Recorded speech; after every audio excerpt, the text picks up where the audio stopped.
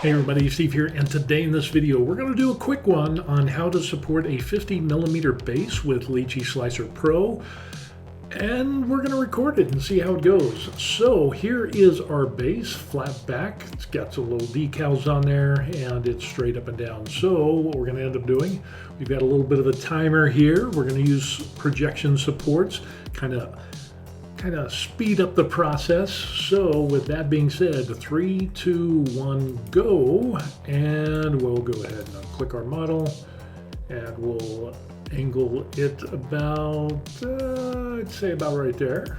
And we'll go ahead and do this. We'll select the raft that we want. We'll go to support projection, click on that. We'll do our review and we're going to check this out. So our offset for global that we end up seeing here looks pretty decent. We're going to do an offset of 0.4 interval. Let's just make that, we'll just take it up to 2. Look at the border.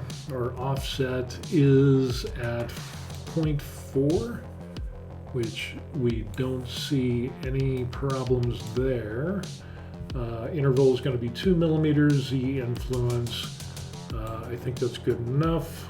Yeah, and then the infill thing with the infill, we could go from random to grid with a little bit of a Z influence. It's got more down here. Matter of fact, let's just drop that Z influence a little bit so we have some more down at the bottom with the grid, and we'll hit add 400 supports. And there we have it. Bam. So we finished up with 1 minute and 23 seconds. But now the proof is in the pudding. What we're going to end up doing is printing this out to see if it's a successful print. So let's get on it. So we're going to go ahead and go to export, and we have our handy thumb drive. So we'll plug this in back here. Reach around the camera. Got to do a reach around. And yeah, we'll be good to go. So let's go ahead and export this. We'll check it out. It's doing the slicer thing as we speak, about 869 layers. We're looking at about 2 hours and 21 minutes. Estimated resin volume, not sure. We'll see what that is after this finishes up, packaging the files and putting it onto the USB. Estimated resin volume is 11.9mm for the object, and the support is 6.74, which comes out to a grand total of 45 cents. Alrighty, so now that we've got that onto our drive, we'll go ahead and we'll get rid of that. And we'll go back to the main view, and once that comes done, the next step is to head over to the printer.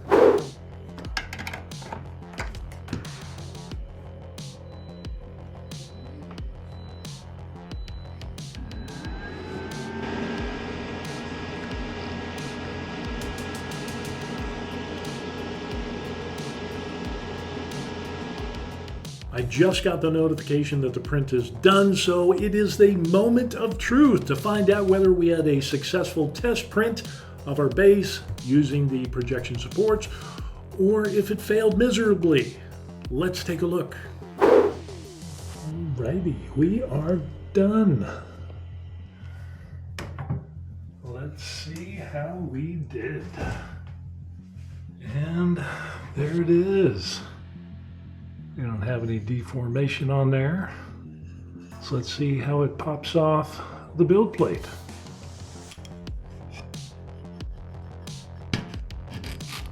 That came off like butter. Looks good.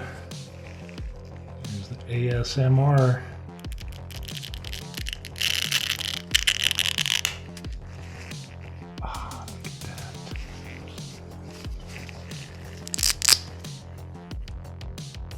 Perfection.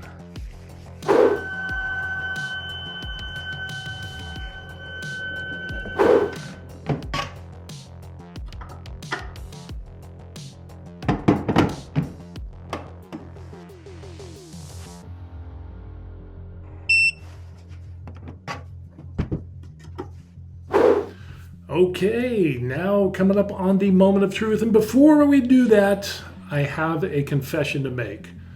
While that base was printing out, was I nervous? No, but I did shave and took about 10 years off my face. Kind of good, huh? But that's not the question or why we are here. The question is, did the base print out as we intended? And the answer is yes, we had a successful print. Look at that. Look at all that detail on there, and the stones, the bones, all of that. That is a successful print. Man, that is beautiful.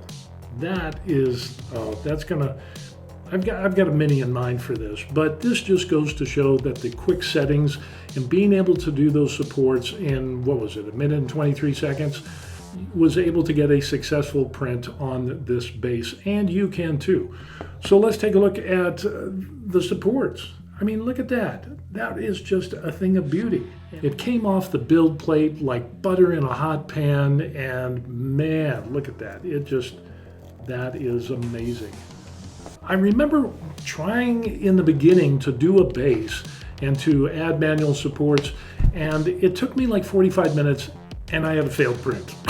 So again, I give this success to looking at the pre-supported files, seeing where the orientation was, type of raft they use, the distance between the supports, the density of the supports, just kind of copy and paste, and bam, that's the result. And you can do it too. So anyway, it's a great way to learn by looking at the pre-supported items, and then eventually you can get to the place of where it by osmosis, all of that information sinks into your head, so you can take any unsupported base and support it and get a perfect print. Okay, so there you have it. This is the details section for the wonderfulness that we just did. So for those of you who are wondering and saying, well, what about the offset? How do you do all that stuff? Here is where we're going to explain that. So here is our base, and we have that selected. We're on the right-hand side, we're in auto, and we go down to the bottom where it says projection supports, and we're gonna go ahead and click start. You want to click the surface crease, and with that, if we click the bottom of the base, everything's highlighted and we're good to go. You might be asking about this angle. If there was any uneven surfaces greater than 3%, that would show up. I just leave it at the default and it always works. So we're just going to move on. We're going to go down here to the right where it says preview supports, and now is where the fun begins. We'll orientate this to where the bottom is the lowest point of the base, kind of down here, and the top is where it's at the highest from the build plate. We've got some things here. We've got the border, we've got the infill, and then we have some global. Now with this, we're going to keep the border on, the infill on. We have some different options here. We could have grid, which would have a grid-like pattern on here, which would work well. That would give us down at the bottom 393 light supports, or you could do medium supports, or you could even do heavy supports. It's a 50 millimeter base. We're just going to go back to light. Then we have the offsets, global offset of 0.15. Let's go ahead and we'll make that 0.4 millimeters. So that will be the offset from like the edge into the border, and then the offset between the border and the infill in regards to supports. Next one we have is the interval, which is the distance between the supports, and we're going to use 2 millimeters. The reason I say 2 millimeters is through a variety of other pre-supported bases that I've seen, there's a range between 2 millimeters and 2.5 millimeters. So I'm going to err on the side of caution, and we'll just use 2 millimeters. With that being said, we would have 393 supports, which that would work.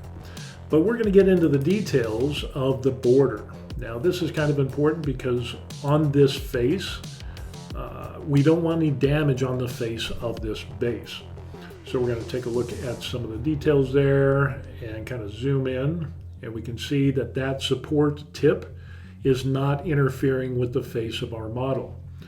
So that offset, if I go down to, and I just lucked out because usually I set it at 0.2, but with that, sometimes like we see here, we'll get some damage on the surface of our models. So that's why I back it off.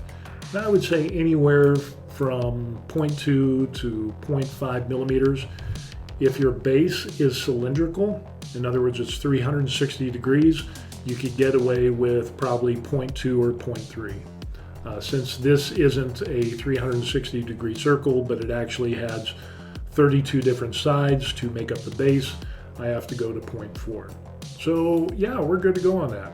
And we've got a little bit of offset there. It's not going to ruin the face, and we'll still get the support that we need.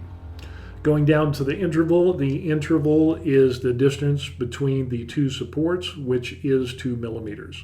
And again, like I said, it works out great. So we're just going to leave it at 2 millimeters.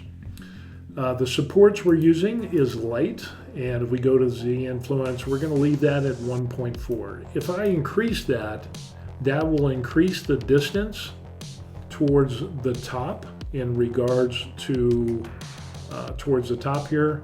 And so base end will have more. You can see down here with the supports around that border are a lot closer together. And so it kind of thins out as it gets towards the top. So the Z influence, we're just going to keep that. And what I found is 1.4, maybe 1.3 is good to go. After that, island influence, I don't know what it is, never used it, so I'm good to go. Now we're going to go from border to infill, and this is where we kind of get a better understanding of the Z influence. So what we end up seeing here, we'll just kind of orientate that like that. And we're going to use grid. You could use random. Usually I like grid. It seems to work well in regards to printing. And we also have that Z influence. So with the Z influence, as you notice down here on like the bottom third, we've got a lot of grid squares that are actually squares. And with the Z influence, if we increase that, then towards the middle, we start seeing these squares turn into rectangles, and then towards the top, they definitely get into being rectangles. So we're still using the light supports, and with the Z influence, let's go ahead and we'll take this to 2.6, and you can see the big difference on how those squares turn into big rectangles, and then down towards the bottom here, they're still squares. So the Z influence, keep it about, I don't know, 1.8 it'd work. That will increase your 1.8, you're gonna have a total of 395 supports, maybe about 2. That would give us 376. I think I've gone to 2, and it's printed out bases successfully. So with that, that's all we got to end up doing. We see the bottom, and we'll just go ahead and add those supports in. And there is our base, which is supported. Now if we go to raft, again, if you wanted to do the, what is it, that one? The shape wall, so you got that little lip to help pry it off of your build plate, feel free to do so. The number of bases either uses something like that, but the majority of the ones that I've seen goes ahead and uses this line triangle for a raft, and everything comes off really easily. And there you go. Now those are some of the details. And with a 50 millimeter base, we know that the light supports will support this. We won't have any problems. And then taking off the supports, we're good to go.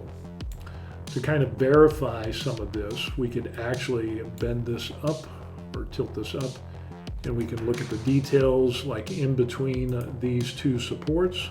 We'll go back to layout, and we can actually measure these, and we can see that it's almost 2 centimeters or 2 millimeters between the supports. And like I said, with a lot of other bases that are pre-supported, I've seen distances of 2 millimeters all the way up to 2.3, 2.4, and even 2.5. Now with these supports, I think that distance between the two will work. But if I was a little nervous, what I could end up doing is go ahead and use the slider tool and we could see that this one is the very first support, and that's a medium. We could change that to a medium. We could change that one to a medium, and we could change that one to a medium, and maybe even that one and that one. We'll make those mediums, and definitely those would support that base if you really, really wanted that warm fuzzy. But in all honesty, I've done these bases using entirely light supports, and that would be good to go. So yeah, that's an easy way in which you can do your supports for your bases, and it'll maintain that circular shape without any deformation or warping or drooping or anything like that. And it makes doing manual supports on bases just really, really easy, and as you saw, really fast. So anyway, thanks for that, and if you learned anything or liked anything in this video, give it a thumbs up. I would really appreciate that. And if you would, please subscribe to the channel. That will help out, and we will see you on the next video. Peace. Be sure to like this video and subscribe to stay up to date with what's going on with us, The Buried Life, as we're retired in Korea. We'll see you on the next video. Peace.